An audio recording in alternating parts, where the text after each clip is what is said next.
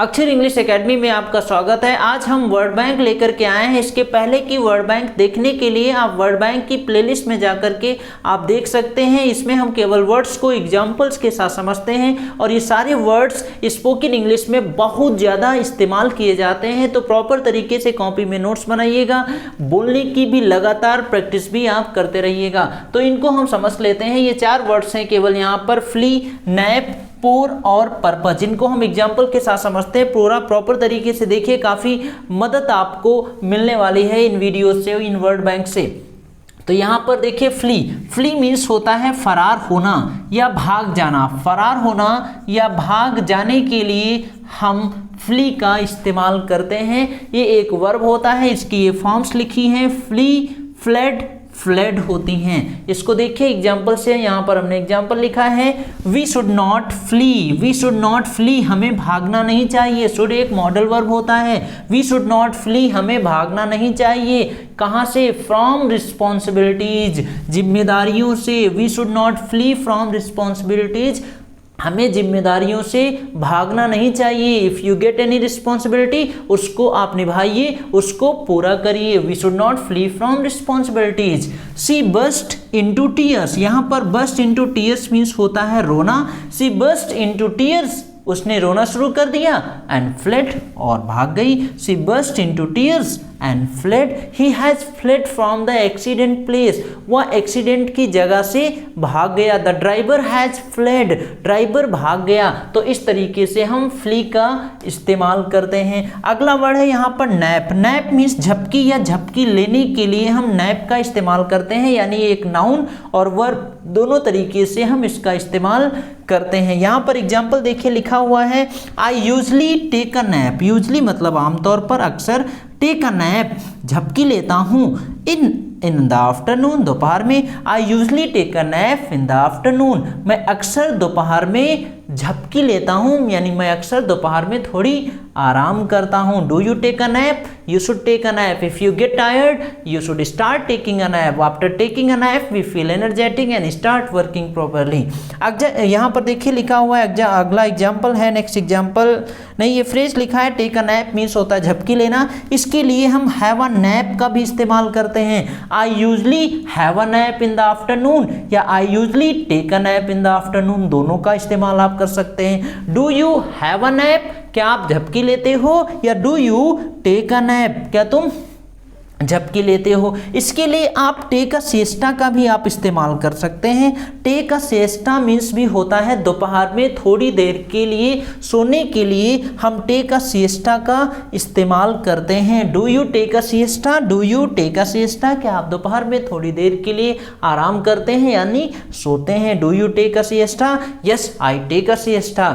नहीं लेते हैं, no I don't take a siesta. We should take a siesta if you get tired, we should take a siesta, हमें दोपहर में थोड़ी आराम करनी चाहिए। इनको प्रॉपर तरीके से नोट्स बना लीजिए अच्छे से, सारी चीज़ें काफ़ी इजी हैं समझने में। अगला वर्ड यहाँ पर देखिए, पोर। पोर मीन्स होता है बहा देना। बहा देना मतलब एक तरीके से उड़ेलना होता है। जैसे आपको ग्लास में पानी भरना है, किसी बर्तन से ऐसे पोर करते हैं, तो पोर मीन्स होता है किसी बर्तन में दूसरी चीज़ से ऐसे डालना, उड़ेलना होता है। बहा देना यानी डालना होता है पोर मीन्स। तो यहाँ पर एग्जाम्पल से आप समझ जाएंगे। और दूसरा पोर मीन्स होता है, इसके और भी मतलब होते हैं, हमने कुछ ही मतलब लिखा है यहाँ पर। पोर मीन्स बहा देना, डालना, या मूसलाधार बरसात के लिए भी हम पोर का इस्तेमाल करते हैं। यहाँ पर देखिए एग्जाम्पल लिखा हुआ है, इट्स पोरिंग। पोरिंग मतलब यहाँ पर है मूसलाधार बारिश होना।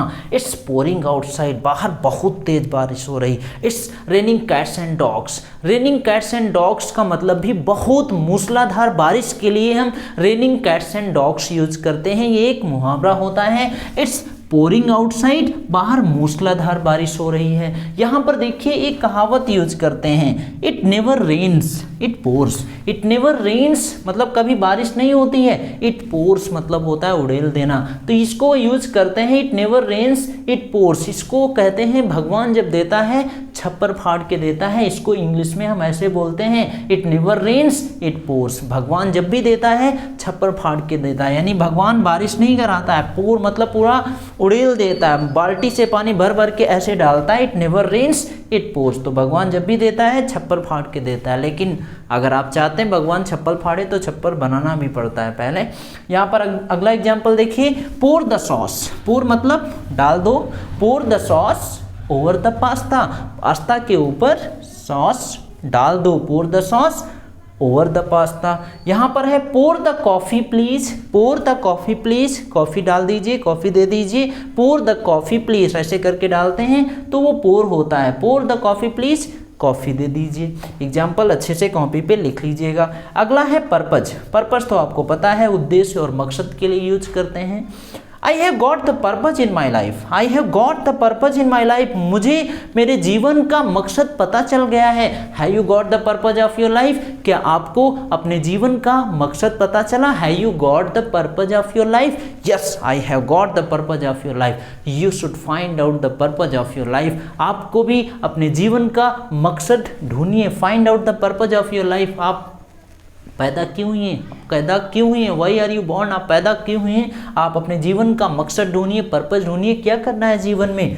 What is the purpose of your life, आपके जीवन का मकसद क्या है, फाइंड करिए अगर अभी तक नहीं पता है। What is the purpose of your life. अगला एग्जांपल है, it will serve my purpose. It will serve my purpose, इससे मेरा काम हो जाएगा। It will serve my purpose, यानी इससे जो हमारा मकसद है वो पूरा हो जाएगा। It will serve my purpose. तो इस तरीके से इसको प्रॉपर तरीके से कॉपी पे नोट्स बना लीजिए अच्छे से।